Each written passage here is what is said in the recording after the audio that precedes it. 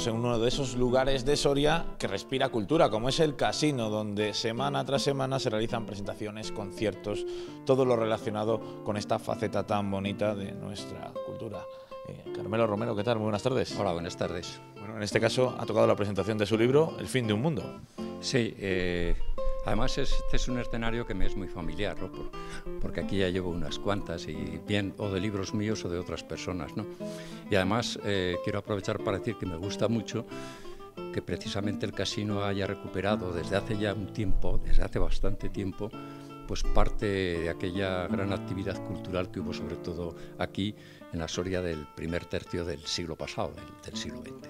Hoy venimos a hablar del fin de un mundo, de un libro que ya lleva tiempo, digamos, publicado, pero que hoy volvemos a hablar de él, volvemos a contar de él aquí en el Casino.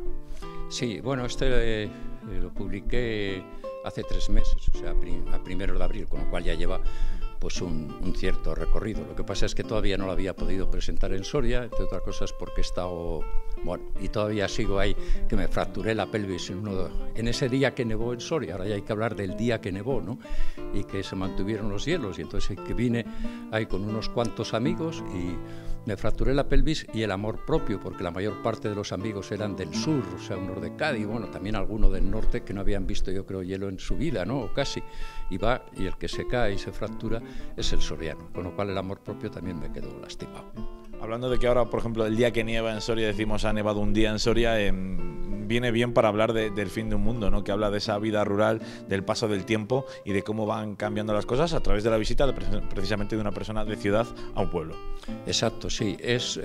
Bueno, sobre todo el libro pretendía ser paliar una deuda con esas generaciones que son las de mis padres, las de mis abuelos, es decir, las generaciones de muchos de nosotros, que en los años 60 y 70 es cuando se produce la gran transformación del mundo agrario, ¿no? Y eso es lo que, de una forma novelada, no como un ensayo, sino de forma novelada, de cierto modo con un estilo narrativo parecido al que hice en Calladas Rebeldías, ¿no? Las efemérides del tío cigüeño, bueno, que es un libro que se sigue se lo publiqué va a hacer 30 años y se sigue vendiendo y se sigue leyendo, cosa que me satisface muy mucho, ¿no? Entonces es una forma parecida, digo, en el enfoque, para no hacerlo ensayo, sino, como decía, de forma novelada, pero en este caso ambientado no en la España de la Restauración como aquel, sino en esa España de la dictadura franquista, viendo los antecedentes de las formas de trabajo agrario para ver esas grandes transformaciones en los años 60 y 70. Una transformación que, si llevamos a Soria y a su provincia, ha ido despoblando, ¿no? Precisamente estas zonas, y se han ido incluso dejando atrás esos trabajos agrarios que eran esenciales en esa época. Sí, bueno, eran unas formas de trabajo, o sea, lo que se cambió esencialmente es también la forma de trabajo, ¿no? Del arado romano, fijémonos en el término porque nos lleva también a la propia epopeya numantina, ¿no? Pues del arado romano, incluso las formas de casa, de comunicaciones entre las personas, prácticamente, o en lo sustantivo al menos, no se habían cambiado a lo largo de un par de milenios. Y sin embargo, en un par de décadas, la transformación es profunda. Por eso es el fin de ese mundo, sobre todo de ese tipo de mundo agrario, de esa forma de trabajo, que esa ya desaparece por completo, la mula, la hoz, el trillo de pedernal, etcétera, etcétera, ¿no? Y todo lo que ello conlleva de esas formas de trabajo. Junto con ello, bueno, para transformar eso será la mecanización, la concentración parcelaria, etcétera, ¿no? Y junto con ello se irá produciendo eso, lo que yo en un capítulo llamo el desplome, ¿no? Es decir, el vaciamiento de esos pueblos en buena medida, que no es solo Soria, sino esencialmente toda la España interior. Pero el fin del mundo, el fin de ese mundo es el fin del mundo agrario tradicional, con todo lo que ello conlleva.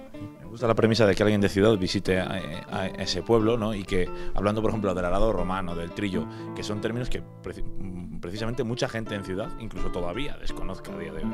Sí, no solo incluso de esos términos, aquí se utilizan muchos, ¿no? Y como ya el libro, como tú decías, lleva ya un tiempo, pues hay muchas personas que lo han leído, me siguen mandando muchos mensajes. La verdad es que quizás de los libros que he escrito es del que más comunicaciones estoy recibiendo. Y entonces, bueno, descubren otro tipo de mundos, ¿no? Y yo aquí, bueno, contaba, y creo que también lo cuento dentro de ello, en un pequeño párrafo, ¿no? Que de la misma forma que un maestro en una zona urbana en Madrid, recuerdo un amigo mío que a sus alumnos de primaria o de GB, ¿no? O sea, pequeños, les mandó dibujar unos pollos, pues dibújame un pollo, y se lo dibujaron un pollo asado. Yo dije, hombre, le resultaría más fácil igual hacerlo asado. Dicen, no, es que era lo único que habían visto de un pollo, era un pollo asado, ¿no? Pues aquí, en buena medida, no para los pollos, pero para muchas de las facetas y demás, claro, es que es el cambio en muy pocas generaciones, ¿no?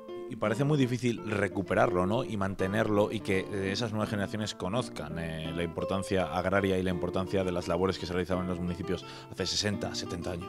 Bueno, recuperarlo es imposible, eso está claro. Y además yo creo que, y recuperar esas formas de trabajo ni sería ni conveniente, y eso es imposible además, ¿no? Es decir, eso queda en los recuerdos y demás, como una forma de mundo sin añoranza. En el libro no hay añoranzas a ese mundo. Suele dominar mucho la añoranza, pero es más una añoranza urbanita, porque es desconocer ese mundo.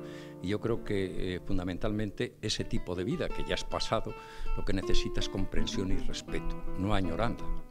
Se añora, o quien lo añora es porque no lo ha conocido, porque no es ese mundo idílico de unas vaquitas pastando en el monte, o el labrador echando así serenamente las semillas sobre la tierra, o el rezo del ángelus. No, ese mundo es duro y por lo tanto eso no se recupera. Otra cosa es el tema rural, pero será ya de otras formas y demás, y que estos pueblos, al fin y al cabo, digo, la mayor parte de los de la España interior, se construyeron y fueron hechos por el ser humano precisamente a 4 o 5 kilómetros de distancia, porque es la distancia para las mulas y para las abarcas que iban para poder ir a trabajar pues prácticamente en el día y poder volver.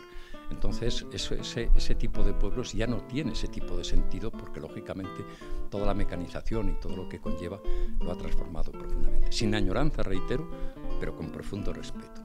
Pues todo esto está en esa novela, El fin de un mundo. Decías, novela, y dices, me han escrito más que nunca. Es que el formato novela parece que llega más al público, ¿no? Sí, pero lo que pasa es que había escrito también otras novelas, como te decía, El Calladas Rebeldías, porque bueno, pues he procurado ser polifacético, ¿no? O sea, siendo historiador, pero al mismo tiempo a mí el cuidar el estilo y el estilo literario siempre me ha parecido esencial, también cuando escribo historia, ¿no? Pero te decía, pues Calladas Rebeldías, bueno, es un libro que lleva 7 ediciones, o sea que no me puedo quejar, ¿no? O El diputado Pardo Bigoz, o La historia más bella. Pero más reacciones, digo así, inmediatas, que creo que no hay un día que no reciba un mensaje o en el móvil o en el ordenador, vamos, que decir, en el correo electrónico. Creo que no ha habido un día que no haya recibido un mensaje de alguien, y en ocasiones yo pensaba que iba a llegar más a la gente mayor. Bueno, de hecho he dedicado libros a una persona, por ejemplo, que cumplía 100 años, a varios de 90, incluso esa persona lo había pedido, porque se había enterado del libro y lo había pedido, cosa que me satisface, que no es habitual firmar libros para personas de 100 años, ¿no? Pero también a gente joven, porque muchos han dicho que estaban descubriendo, bueno, cosas que habían oído, algunas parcelas de sus abuelos, etcétera, y que lo estaban descubriendo aquí, con lo cual se convierte en un libro muy interfamiliar, ¿no? O sea, es decir, de abuelos, padres e hijos más jóvenes, ¿no? Pues muchas gracias, Carmelo Romero, por contarnos un poquito de este libro, El fin de un mundo. Pues y muchas gracias a vosotros, y animaros a que lo leáis y si es posible. Muchas gracias.